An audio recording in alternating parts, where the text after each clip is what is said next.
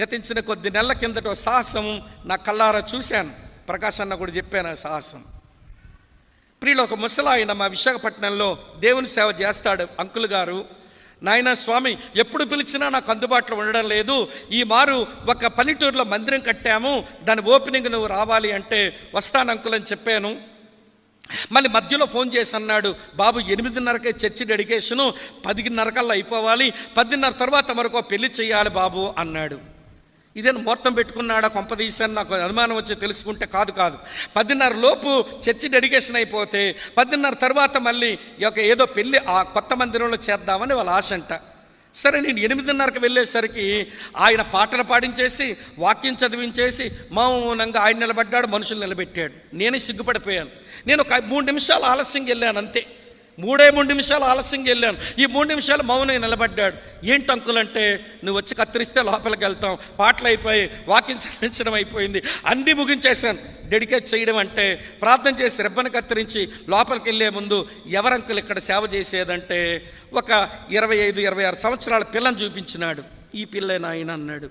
ఈ పిల్ల సేవకురాలా ఏమో మరి, నాకు అప్పుడు అడిగే సమయం లేదు గనక రెబ్బను కత్తిరించి లోపలికి వెళ్ళిపోయాము. ఏమండి, డెడికేషన్ వర్తమానం కూడా చెప్పిన తర్వాత తన భార్యను చూసి, అమ్మ నువ్వు వెళ్ళకొచ్చి పెళ్లి కూతుర్ని సిద్ధపరచు అన్నాడు ఆ ఆంటీ గారిని. ఆవిడ లేస్తే, ఇప్పుడు చర్చి కట్టిందని చెప్పారు కదా, సేవ చేస్తుందని అమ్మాయి. ఈ పిల్ల లేచి నిలబడింది. ఈ పిల్ల పెళ్ళి ఆ రోజు ఆయన పరిచయంలో రక్షించబడిందట. వాళ్ళ ఊరికి ఎవరిని క్రైస్తవులను రానియరు, అదంతా కాపుల ఊరు. నేను ఒక్కరితోనే యేసు ప్రభువుని నమ్మాను, మా ఊరు ఎవరు సువార్త చెప్పలేరు, నేనే చెప్పుకుంటానని వెళ్ళింది. సువార్త చెప్పింది. ఒక 20 పైన ఆడవాళ్ళు ప్రభువులో నడిపించింది. మందిరం ఉంటే చాలామంది వస్తారని ఆమెకున్న భూమిలోనే ఆమె డబ్బులు పెట్టి ఆమె దగ్గరుండి మందిరం కట్టించింది. ఒక 60 అడుగులు 25 అడుగులు వెడల్పులు మంచి మందిరం కట్టించింది ఈ చిన్నపిల్ల. నాకు సిగ్గనిపిస్తుంది ఆ పిల్లని చూస్తే. సరే, మొత్తానికి వెళ్ళింది. పెళ్లి కూతురులాగా తయారు చేయడానికి తీసుకుపోయినారు. ఇంకా ఆ పిల్ల రాలేదు. పెళ్లి కొడుకు తెచ్చి ముందు కూర్చోబెడతారు కదా, పెళ్లి కొడుకు వస్తున్నాడు. చూడగానే నాకు ఒళ్ళు మండింది. ఆడు ఎట్లా వస్తున్నాడంటే బ్లేజర్ ఉంటే పైన ఇలా ఎగరేసుకుంటూ వస్తున్నాడు. పవన్ కళ్యాణ్ అంటే దిక్కుమాలి పవన్ కళ్యాణ్. ఈ పైన బ్లేజర్ ఉంటుంది కదా, ఇలా ఎగరేసుకుంటూ వస్తున్నాడు. ఈడెవరు రీడు పెళ్లి కొడుకు, ఈడు అసలు యేసుప్రభు నమ్మినాడా, మర్యాద లేదంటే పెళ్లి కొడుకు అనుకున్నాను నేను. సరే, ఏమోలే వీడికి మాయిదా రోగం ఏది ఉంటుందిలే, చపల చిత్తం కొంచెం దిమాగ్ ఖరాబ్ అయి ఉంటుంది వీడికి అనుకున్నాను మనసులో. సరే, మొత్తానికి కూర్చున్నాడు. ఈ పిల్ల కూడా పెళ్లి కూతురు సిద్ధపడి వచ్చింది. మా విశాఖపట్నంలో ఒక పెద్ద ఆయన, ఏమండి ఆయన ఇంగ్లీష్ లెక్చరర్గా పనిచేసేవాడు. తర్వాత స్టీవెన్ గారని ఆయన రిజిస్ట్రార్గా వచ్చాడు. సరే, వచ్చిన తర్వాత మేము కూర్చున్నాక అన్నతో చెప్పాను, అన్న నేను చెన్నైకి పోవాలి, నా ఫ్లైట్ పలానా టైంకి, కాబట్టి నేను ప్రసంగం ఏదో కొన్ని మాటలు చెప్పి వెళ్తాను, పెద్ద ఆయన ఒప్పుకోవడం లేదు, మీరు పెళ్లి చేయండి అంటే, అలాగే తమ్ముడు వెళ్ళండి మీరు అన్నాడు. నేనేదో పెళ్లి ప్రసంగం చేసి నా కారులో విశాఖపట్నానికి పోతున్నాను. ఏమండి, మధ్యలో కొంత దూరం వెళ్ళేసరికి ఫోన్ వచ్చింది. ముసలాయన చేస్తున్నాడు, బాబు స్వామి ఘోరం జరిగిపోయింది అన్నాడు. ఏంటంకులు ఏమైందన్నాను. ఎందుకు చర్చ్ ఓపెన్ చేశాను నేను కదా, ఈ శనిగుట్లోడు ఓపెన్ చేశాడు, కొత్త మందిరంలో ఏదో జరిగిందంటే మళ్ళీ మనసంతా గిల్టీగా ఉంటుంది కదా, అందుకని అంకులు ఏం జరిగిందన్నాను. ఏమి లేదు బాబు, పెళ్ళయ్యా ముందు అడుగుతారు కదా, వీళ్ళిద్దరికే పెళ్లి చేయడానికి ఎవరికైనా అభ్యంతరం ఉందా అని అడిగితే ఎవరికి అభ్యంతరం లేదని ఎవరేం చెప్పలేదు. సరే, మీ మౌనమే రిజిస్ట్రార్లు చెప్పే మాట కూడా ఉంటుంది కదా, మీ మౌనం అంగీకారం అని ఎరిగి పెళ్లి చేయడానికి సిద్ధపడుతున్నాను, వీళ్ళిద్దరిని కూడా అడగాలి కదా అని. ఏం బాబు, ఈ అమ్మాయిని పెళ్లి చేసుకోవడానికి నువ్వు సిద్ధమేనా అంటే నాకేం అభ్యంతరం లేదన్నట్ట. మంచిదమ్మా, పాప నువ్వు చెప్పు, ఈ అబ్బాయిని పెళ్లి చేసుకోవడానికి నువ్వు సమ్మతమేనంటే నాకు సమ్మతం లేదు. వాళ్ళ ఇంట్లోనే పెళ్ళి, 1,80,000 రూపాయలు పెట్టారంటే భోజన ఖర్చులే. దాదాపు ఒక 600-700 మంది వచ్చారు జనం భోజనాలకి. ఏమంటే చర్చి డెడికేషన్ అయిపోయింది, పెళ్లి జరుగుతుంది, ఏమమ్మా నీకు ఇష్టమేనంటే నాకు సమ్మతం లేదండి.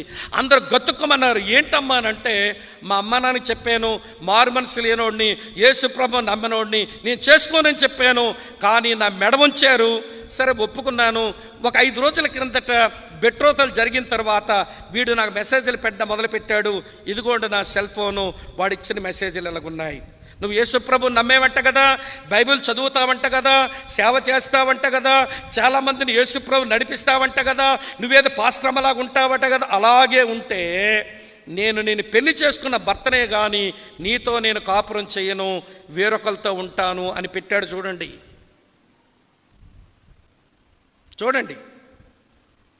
నేను యేసు ప్రభు నమ్మేనన్నమాట ముందే చెప్పించాము కదా.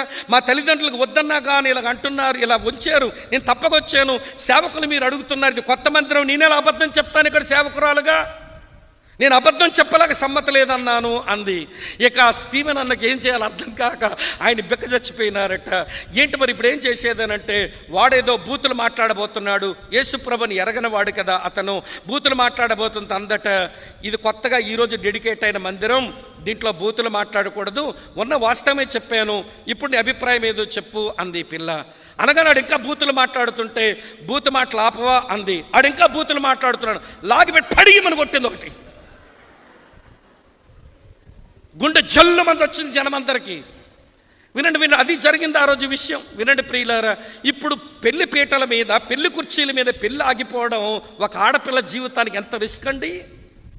నాకు పెళ్ళి అవ్వపోయినా పర్వాలేదన్నా, నా దేవుని పనికి ఆటంకంగా ఏ పరిస్థితికి వచ్చినా నేను తట్టుకోలేనని కొత్తగా యేసు ప్రభు నమ్మిన అమ్మాయి సాహసం చేసింది.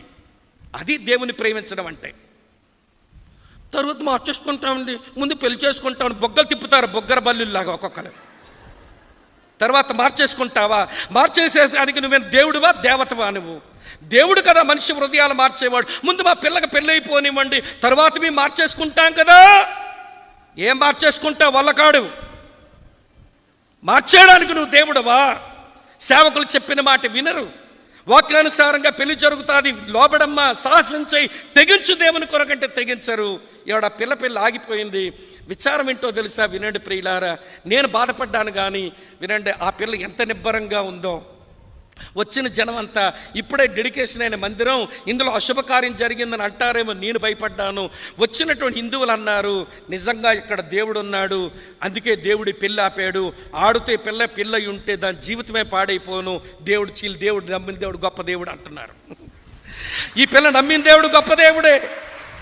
ఇంకో విడ్డూరం చెప్తాను. ఆ పెళ్లి కూతురు తల్లిదండ్రులు వచ్చి, మేమే తప్పు చేశాము, 18 ఎకరాలు ఆస్తుంది, ఎవడికో పయ్యోడికి పోవడం ఎందుకు, బంధువుతో పెళ్ళి అయిపోతే కూతురికి ఆస్తి పోదని అనుకున్నాం, కానీ ఆత్మీయ జీవితానికి ఇంత ప్రమాదమని మా కూతురుకున్న గ్రహింపు కూడా లేదు, మేము తప్పు చేసాం, మన్నించండి, అందరూ భోంచేసి వెళ్ళండి అంటే అందరూ భోంచేసి వెళ్ళారు. కానుకలు కూడా చదివించేసి వెళ్ళారు. కానుకలు కూడా చదివించి వెళ్ళారట. ఈరోజు చాలామంది యవ్వన చెల్లెళ్ళు తమ్ముళ్ళకి చెప్తాను, వినండి ప్రేమ, నేను దేవుని ప్రేమించానని పాడితే కుదరదు, నీ క్యారెక్టర్లో మార్పు రావాలి, ఆయన కొరకు సాహసమే చేయగలగాలి, అప్పుడు మనం ఆయన ప్రేమిస్తున్నట్టు లెక్క. మన క్యారెక్టర్లో మార్పు తెచ్చుకోము, దేవుని కొరకు తెగించము, యేసు ప్రభుని ప్రేమిస్తున్నామనంటే అది ఏమి ప్రేమించడం అండి? నాకు తెలియక అడుగుతాను. ఏం ప్రేమించడం? ఏది యేసు కొరకు నీ తెగింపేది?